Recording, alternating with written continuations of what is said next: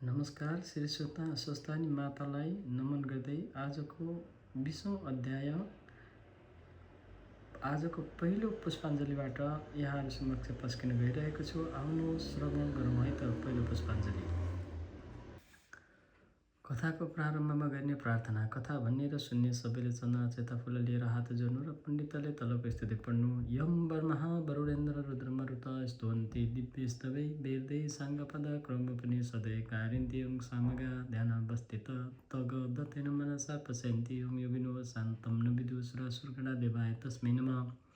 श्रीमचन्दन चर्चितो जजलवपो शुक्लं वरमलिका मालालङ्कृत कुण्डला परविल्लन लसन्मुक्तौली सविता सर्वज्ञान निधान पुस्तकधरा रुद्रचै मालाकरा वाग्देवी वदनं मुजे वसतु मे त्रैलोक्यमाता चिरं मुखं करोति वाचलं पङ्गुं लङ्घयते गिरिं यत्कृपा तमहं वन्दे परमानन्दमाधवं। नमो भगवते तस्मै व्यासाय ततेजसे यस्य प्रसादात् वाक्स्यामि नारायण कथमे मामं नारायणं नमस्कृत्य नरं चैव नरोत्तमं देवीं सरस्वतीं व्यासं ततो जयमुद्रेता। सबैले पुष्पाञ्जली पुस्तकमा चढाएपछि वक्ताले कथा भन्न थाल्नु, श्रोताले एकचित्त भएर कथा सुन्नु।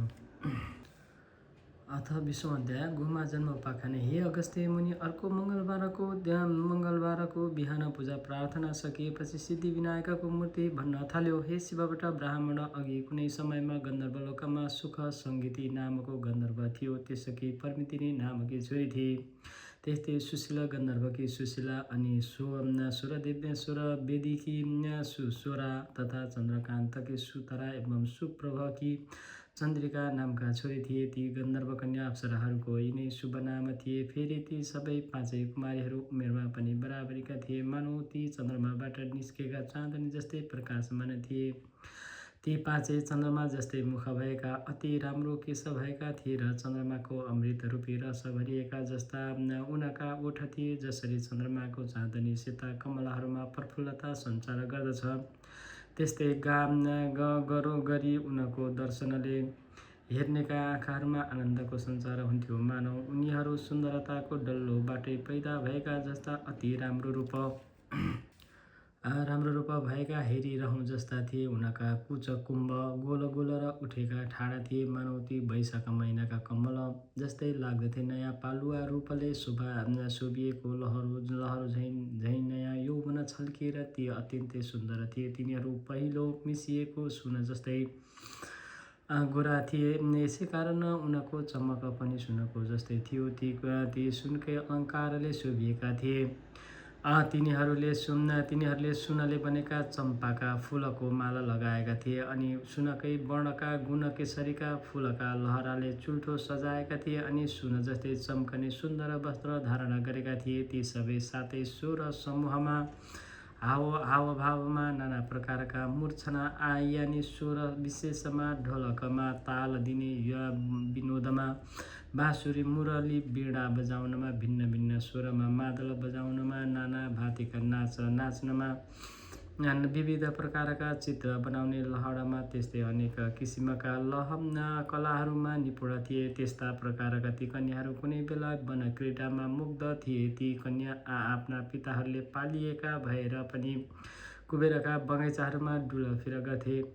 यस्तैमा एक समयमा लहडले नै ती पाँचै कन्या मिलेर वैशाख महिनामा एउटा वनबाट अर्को वनमा जाँदै पारिजातका फुलहरू टिप्ने बटुल्ने गर्दथे। यस्तैमा कुनै एक दिन ती सुन्दरी कन्याहरू गौरीको आराधना गर्नका लागि कुनै स्वच्छ सरोवरमा गए। फेरि तिनीहरूले त्यस तलाउ यानि सरोवरबाट राम्रा राम्रा सुनका कोष जस्ता कमलका फुलहरू टिपेर ती राम्रा फुलहरू लिएर वैदुर्य मणि तथा शुद्ध स्फटिक र सफा स्वच्छ मुगा जस्तो जल भएको तलाउमा नुहाएर अर्को वस्त्र पहिरेर अनि चुपचाप त्यहाँको सुन मिलेका बालुवाहरूको भुइँमा सानो ढिस्को उठाएर पार्वतीको मूर्ति बनाउँदा भए। अनि केशर मिलेको सेतो चन्दनले सिँगारिएकी ती पार्वतीलाई राम्रा राम्रा कमलका फुलहरूले र नाना प्रकारका उपचार धूपदीप नैवेद्य आदिले पूजा गरेर अत्यन्त भक्तिभावले भरिएका ती कुमारीहरू नाना प्रकारका ताल यानि बाजाको ध्वनिपूर्वक त्यतिखेर त्यहाँ नाच्दा ती मृगनयनीहरूले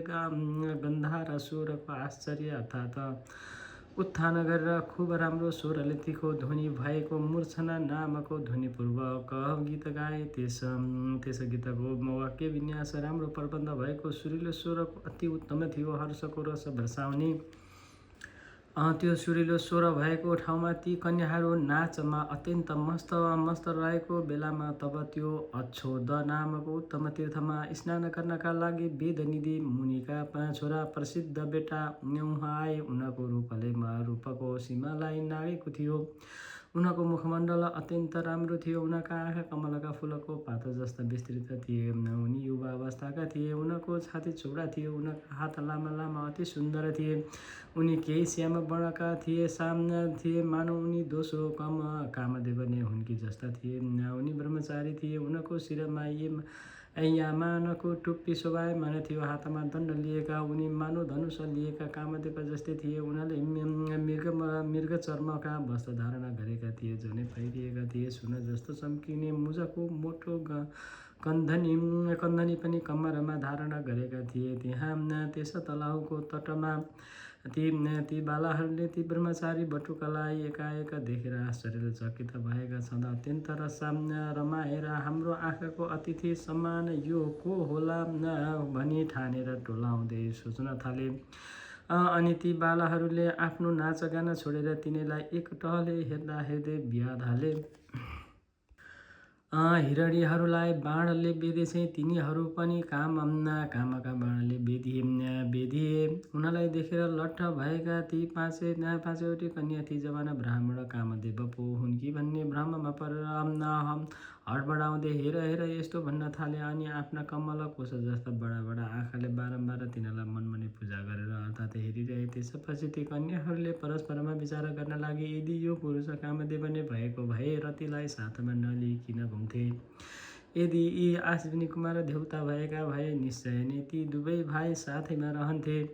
त्यसकारण कि त यी गन्धर्व हुन अथवा कुनै किन्नर हुन अथवा इच्छा अनुसारको रूप धरेका कुनै सिद्ध हुन अथवा यी कुनै ऋषिपुत्र हुन् अथवा कुनै उत्तम पुरुष नै हुन् अथवा यो कोही होस् पक्कै पनि ब्रह्माजीले हाम्रै लागि सृष्टि गरेका हुन्। जस्ता प्रकारले भाग्यमानीहरूको लागि पूर्वजन्मका कर्मानुसार खजना प्राप्ति हुन्छ, त्यस्तै प्रकारले हामी कुमारीहरूका लागि कल्याण रूपी जलको तरङ्गको लहरले चित्त पग्लेकी पार्वतीले उत्तम वर पठाइएको हो। त्यसो कारण यस वरलाई मैले बरिस तैँले बरिस त मैले पनि बरे।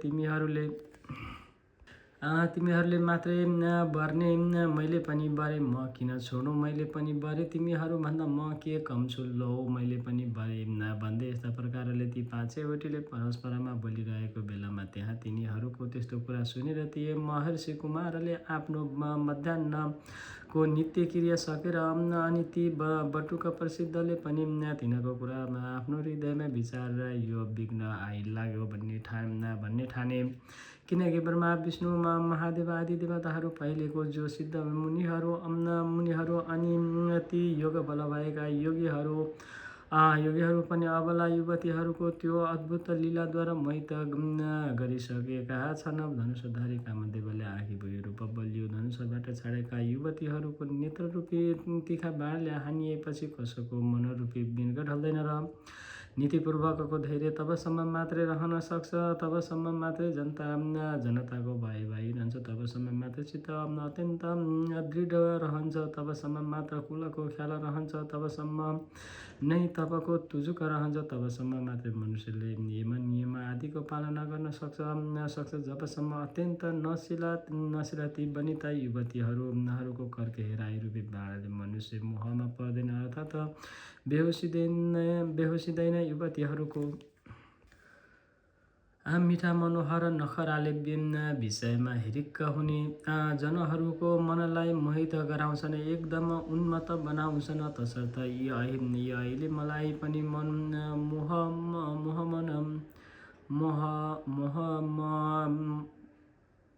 मोहमित पार्दछन् र पक्कै पनि उन्मत्त बनाउँछन्। तसर्थ अब कुन उपायले मेरो यो आश्रम धर्मको रक्षा हुन सक्छ। मासु रगत मलमूत्रले बनेको आदि अपवित्र घिनलाग्दो स्त्रीहरूको शरीरमा सुन्दरताको कल्पना गरेर एकदम मूर्ख मूढ चित्त भएको म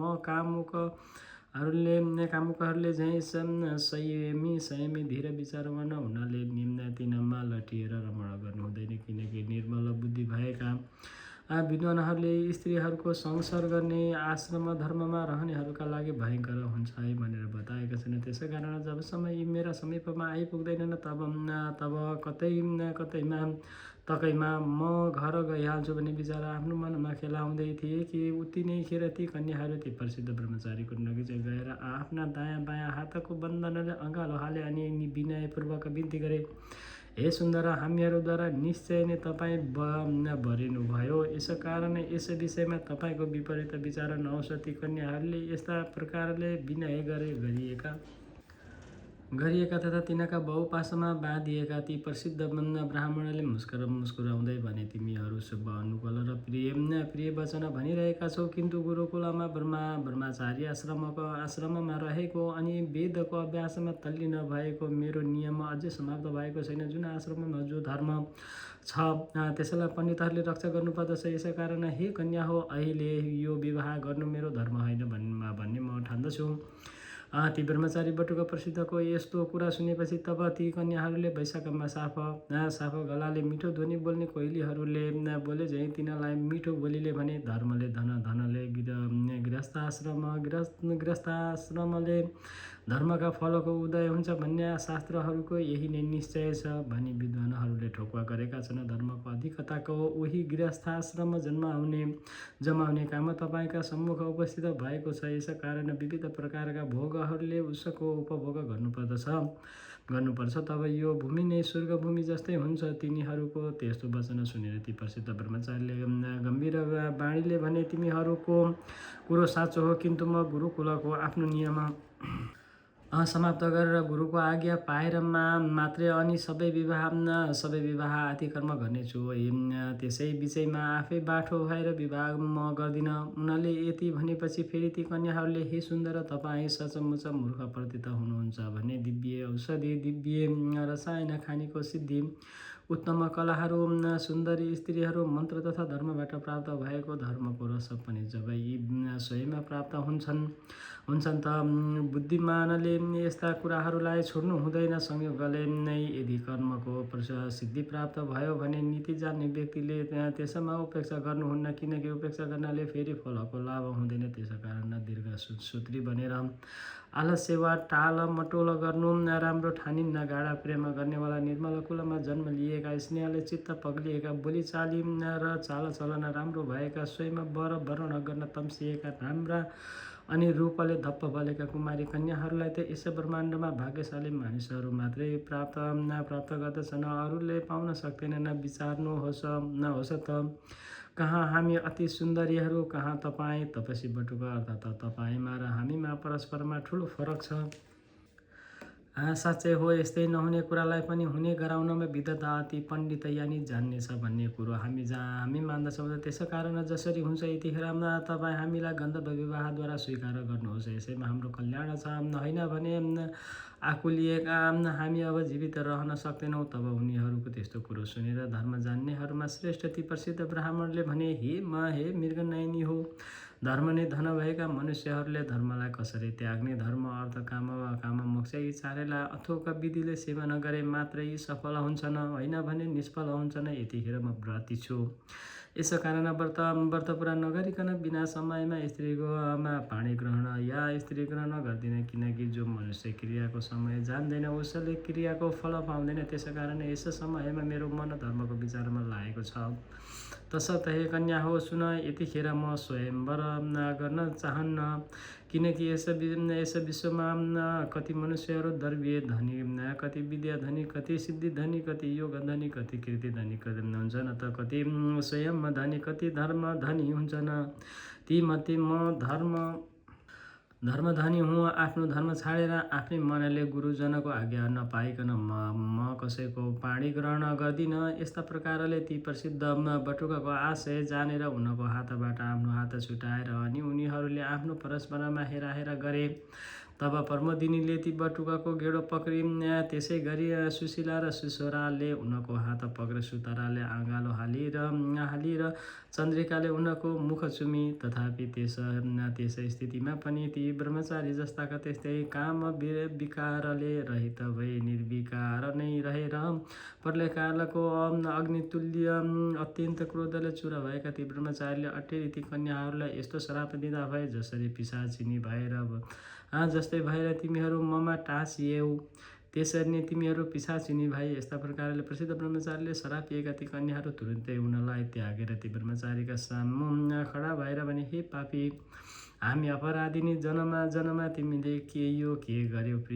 प्रिय कार्यको बदला अप्रिय कार्य गर्यौ। तिम्रो यो धर्म ज्ञानलाई धिक्कार छ। जो मनुष्य आफ्ना अनुरागी भक्तजनहरूमा मित्रजनहरूमा विद्रोह गर्दछन् त्यस्ता पुरुषहरूको दुवै लोकमा सुख नाश हुन्छ भन्ने कुरो हामीले सुनेका छौँ। त्यसकारण तिमी पनि हामीहरूको श्रापले तुरुन्तै पिशाच हौ। यति भनेर चुप लागेका ती बालकन्याहरूले खुइए गर्न लागे तथा भोक प्यासले आकुल व्याकुल भए। हे शिवबाट ब्राह्मण, तब परस्परमा श्राप गरेर त्यसै तलाउका तीरमाथि कन्याहरू र त्यो प्रसिद्ध ब्रह्मचारी पनि सबै 6 जना पिशाच भएर रहँदा भए। तब उस पिशाचका साथै ती पिशाचिनीहरू पनि पहिले गरेका पापकर्मको त्यो भयङ्कर फललाई रुँदै कराउँदै बिताउन लागे। हे शिवबाट पूर्वजन्ममा आर्जित गरिएको शुभ वा अशुभ कर्मको फल समय आएपछि भोग्नै पर्छ। त्यसैलाई देवताहरूले पनि आफ्नो छायालाई चाहिँ निवारण गर्न यानि हटाउन सक्दैनन्। त्यसपछि ती कन्याहरूका र उस ब्रह्मचारीका आमा बुवा रुँदै तडपदै हिँड्थे।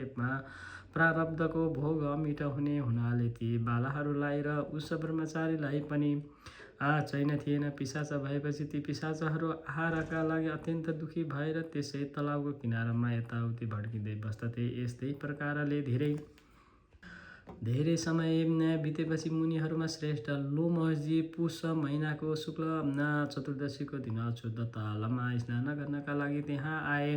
तब ती ब्राह्मण लोमसलाई देखेर भोकले आकुल भएका ती सबै पिशाचहरू एकजुट भएर उनलाई मार्ने इच्छाले उनीतिर दौडे। किन्तु लोमसजीका अति कडा तेजले भत्त पोलिएका ती उनको अगाडि नगिसे रहन असमर्थ भएर सबै टाढा रहे। त्यसै बेला त्यहाँ वेदनिधि नामक ब्राह्मण टुप्लोका आइपुगे। हे शिवभट्टजी, अनि उनले लोमसजीलाई देखेर साष्टाङ्ग प्रणाम गरेर यानि उनका पाउमा ढोगेर उभि हात जोडेर शिर झुकाएर मिठो बोली बोले, हे ब्राह्मण, हे महर्षि, ठुलो भाग्य उदाएपछि नै सज्जनहरूको सङ्गति यानि भेट हुन्छ। गङ्गा आदि गरिएका सबै तीर्थमा जो मनुष्य सधैँ नुहाउँछ अनि जो मनुष्य सज्जनहरूको सङ्गत गर्छ ती सबै दुवैको सत्सङ्गत गर्नु बडो उत्तम ठानिन्छ। हे ब्राह्मण, गुरु अर्थात् महात्माहरूको समागम पृथ्वी तलमा दृष्ट वा अदृष्ट फल दिनेवाला हुन्छ अर्थात् स्वर्ग दिनेवाला या रोग हर्नेवाला हुन्छ। किन्तु त्यसमा धेरै विघ्न बाधा पनि हुन्छन्। यति भनेर वेदनिधिले ती पिशाचहरूको पहिलो घटेका उनीहरूको अद्भुत वृत्तान्त बताए। यी उभिएका सबै तिनीहरू गन्धर्व कन्या हुन् र त्यो उभिएको यो बटुक चाहिँ मेरो छोरो। यी सबै नै परस्परमा श्राप गरेर पिशाच स्वरूपले मलिन अनुहार पारेर, हे मुनिहरूमा श्रेष्ठ लोमसज्यू, तपाईँका अगाडि उभिएका छन्। अब आज तपाईँका दर्शनले यी कुमारीहरूको र त्यस कुमारको पनि उद्धार हुनेछ। के सूर्योदय भएपछि पनि अन्धकारको राशि गुफामा घुस्रदैन र? हे शिवभट्ट, त्यो कुरा सुनेर दयाले मन पग्लिएका अत्यन्त तेजस्वी लोमस ऋषिले पुत्रको दुःखले दुखित ती मुनि वेदनिधिलाई भने, मेरा कृपाले ती बालकन्याहरूलाई र त्यस बटुकालाई पनि तुरुन्तै पूर्व स्मृति प्राप्त हुनेछ र जसले तिनको परस्परको श्राप नाश हुन्छ त्यस्तो धर्म पनि म बताउँछु भनी लोमसजीले भन्नुभयो। अब यिनीहरू मेरा साथ रहेर विधिपूर्वक माघभरिणी माघ स्नान गरून्। माघभरिको स्नानले मात्र माघको अन्त्यमा श्रापबाट छुट्न सक्दछन्, होइन भने अरू उपायले यिनको उद्धार हुन सक्दैन। हे वेदनिधि, श्रापरूपी पापको फल र मनुष्यहरूको पापको नाश तीर्थमा माघ स्नान गर्नाले मात्रै हुन्छ। मेरो यस्तो निश्चय निश्चय बुद्धि यानि निश्चय छ।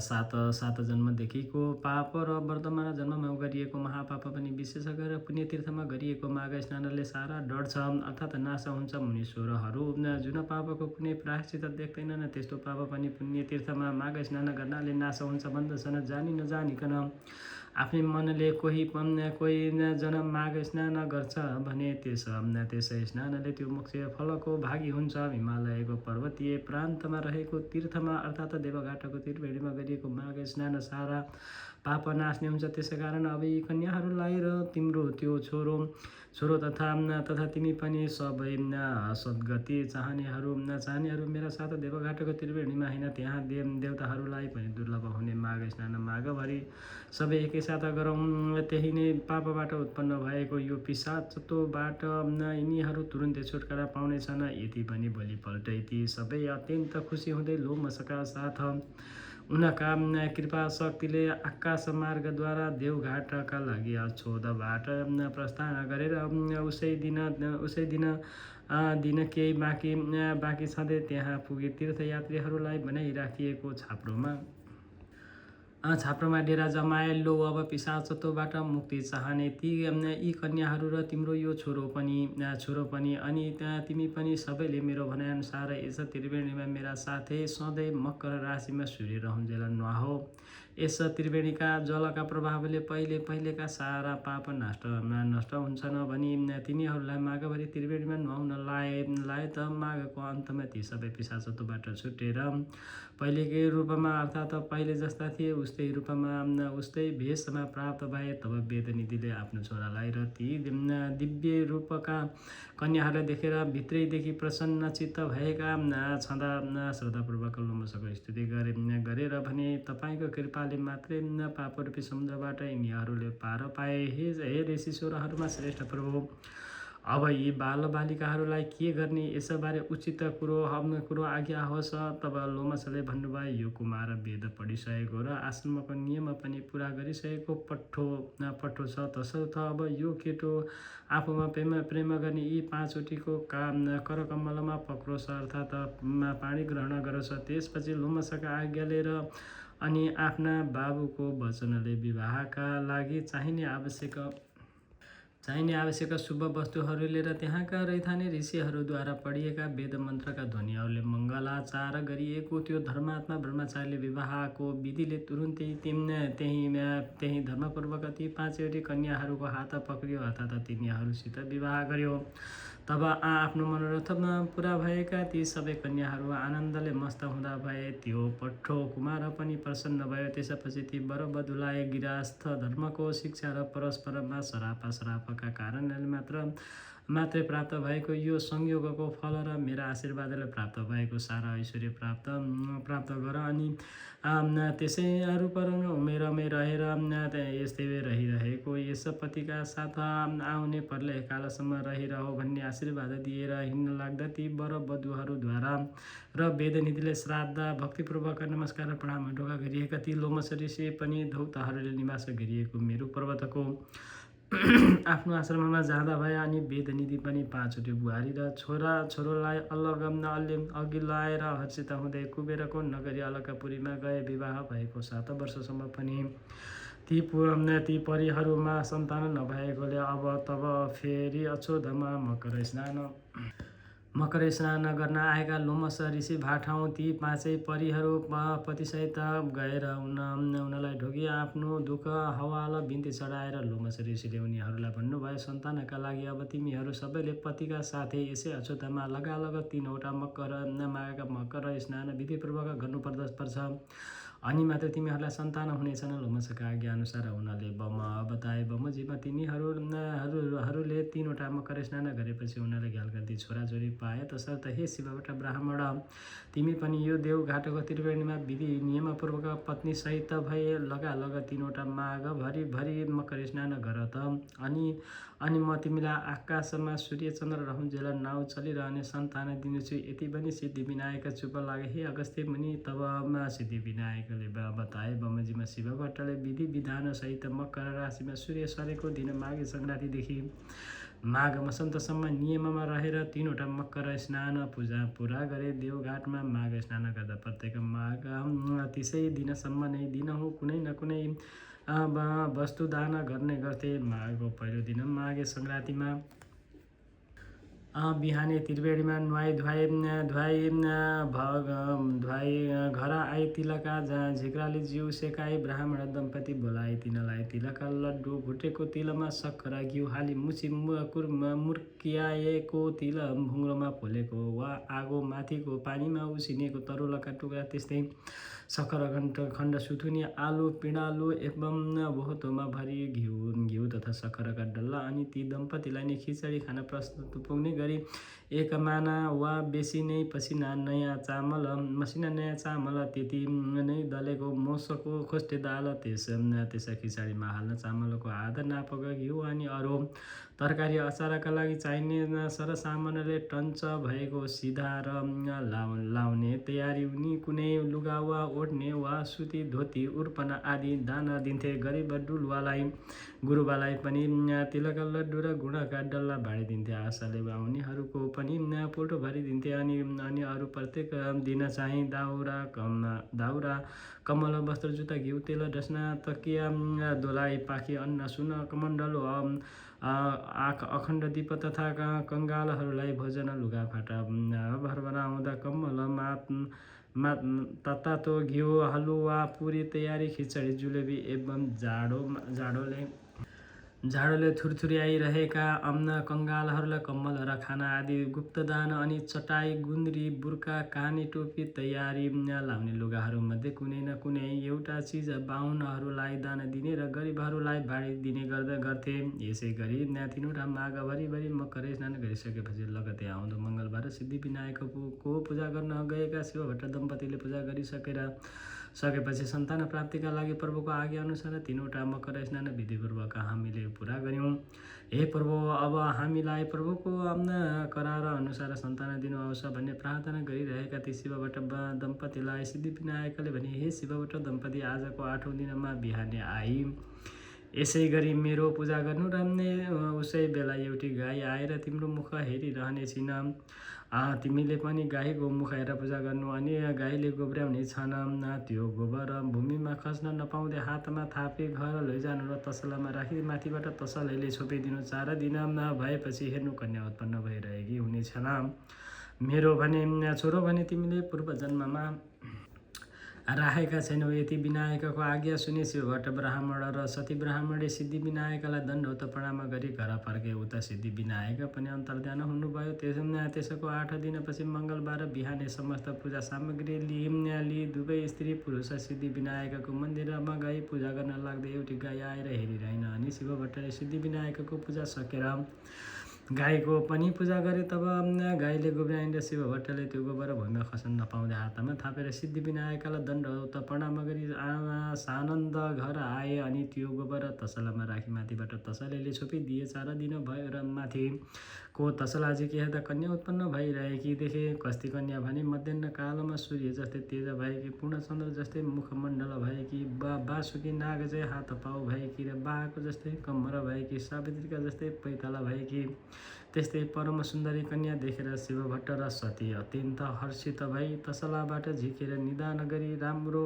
सुरक्षा गरी पाले। त्यस बालिकालाई खाना दुध भएन र फेरि सिद्धिविनायकको मन्दिरमा गई पूजा गरे अनि गणनाथ प्रसन्न भई, हे शिवभट्ट ब्राह्मण, हे सती ब्राह्मणी, के भन्ने इच्छा छ भन।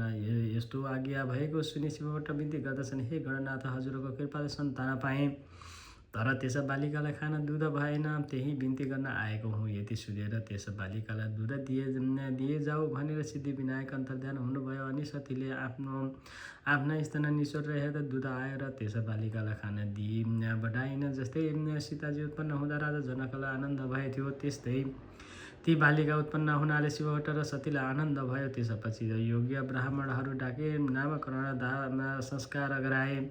ती ब्राह्मणहरूले भने, हे शिवभट्ट, गाईको गोबरबाट उत्पन्न भएकी हुनाले यी बालिकाको नाम गोमा भयो र यी बालिका भाग्यमानी हुनेछन्, सम्पूर्ण लोकले सम्मान गर्नेछन्। यति ब्राह्मणहरूले भविष्यवाणी गरेर शिवभट्टले यथेष्ट भोजन र दक्षिणा दिई विदा गरे। आगन्तुक सबै ब्राह्मणहरू आफ्ना आश्रममा गए। त्यसपछि ती गोमा नामकी कन्या शुक्ल पक्षका चन्द्रमा चाहिँ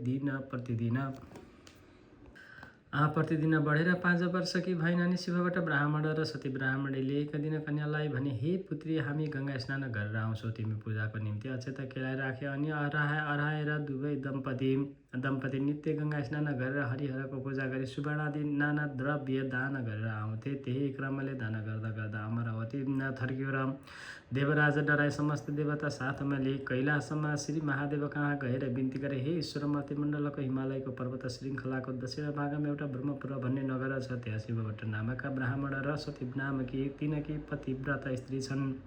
ती दुवै स्त्री पुरुषहरूले हजुरका पुत्र सिद्धिविनायकको सेवा गरेर सिद्धिविनायक खुसी भए असङ्ख्य सम्पत्ति दिए। ती शिवभट्टले सम्पत्ति पाएपछि नित्य गङ्गा स्नान गरेर हरिहरको पूजा गरी सुवर्णादि नाना द्रव्य दान गर्नाले अमरावती थर्कियो।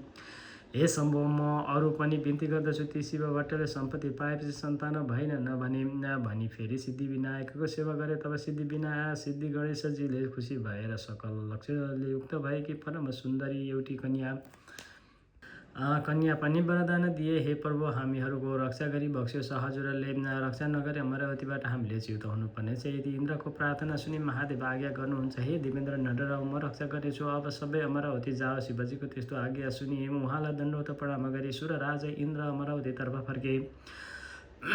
त्यसपछि महादेवले भिक्षुका रूप धारण गरी देवताको रक्षाका निमित्त जट्टाको मुकुट बनाई बायाँ हातमा त्रिशूल र दाहिने हातमा डम्बरू लिई भस्म लेपन गरी शिवभट्ट ब्राह्मणको घर पुगी भिक्षा माग्नुभयो।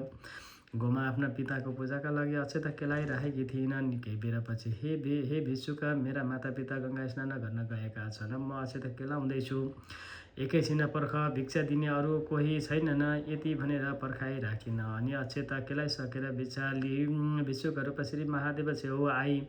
हे भिक्षुका, मेरा मातापिता घरमा छैनन्, म अक्षता केलाउँदै थिएँ, त्यसै कारण विलम्ब भयो, दुःख नमान, भिक्षा ल्याऊ भनिन। गोमाको यति कुरा सुनि भिक्षुका रूप महादेव भन्नुहुन्छ, हे ब्राह्मणी, यतिका बेर पर्खाइ बल्ल अब भिक्षा दिन आइस, म त्यो भिक्षा लिन्न दिने भए तेरा बाबाको पूजा गर्न केलाइराखेको अक्षता दिए। यति भिक्षुका रूप महादेवको वचन सुनि गोमाले लिने भए भिक्षा ल्याउ, नलिने भए अक्षता त म दिने होइन भनिन। गोमाको त्यस्तो वचन सुनेर रिसाएका महादेवले, हे पाप्ने ब्राह्मणी, तैँले अहङ्कार गरेर मलाई भिक्षा दिनस्, अत तँलाई श्राप दिन्छु। तँ 7 वर्षकी हुँदा 70 वर्षको बुढोसित तेरो विवाह होस्। फेरि तेरा मातापिताले महाकष्ट गरी सिद्धिविनायकको सेवा गरेर पाएको सबै सम्पत्ति पनि नाश होस्। फेरि तँलाई पनि अनेक थरीका दुःख आइपरुन्। फेरि तेरा मातापिता पनि चाँडै नै मरिजाउन्। यति 4 थोक तँलाई श्राप दिए। यति भनी त्यो भिक्षुक भिक्षा पनि नलिई त्यहाँबाट अन्तर्ध्यान भए। कैलाशमा पुग्दा भए ती श्री स्कन्द पुराण केदारखण्डे माघ मध्य कुमार अगस्त्य सम्वादी श्री स्वस्थानी परमेश्वराय व्रत कथामा गोमा उत्पत्ति नाम 20औं अध्याय।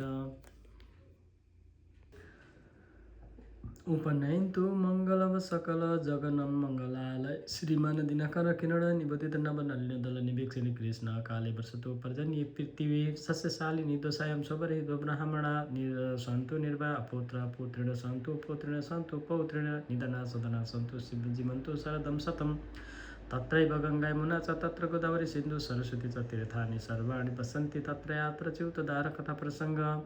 या कुन्दित तुषारहार धवल या शुभ्रवस्त्रा भृतया वीणावर दण्ड मण्डितकरया श्वेत पद्मसना या ब्रह्म च्युत शङ्कर प्रभृति देवै सदा वन्दिता सा मां पातु सरस्वती भगवती निषेध जडये पहा कायेन वाचा मनुष्येन्द्रिया वा बुद्धत्मना वा प्राकृते स्वभावत् करोमि यत् सकलं परस्मै नारायणेति समर्पयेत्। हवस् त, धन्यवाद। आजको 20औं अध्याय यही समाप्त हुन्छ। नमस्कार।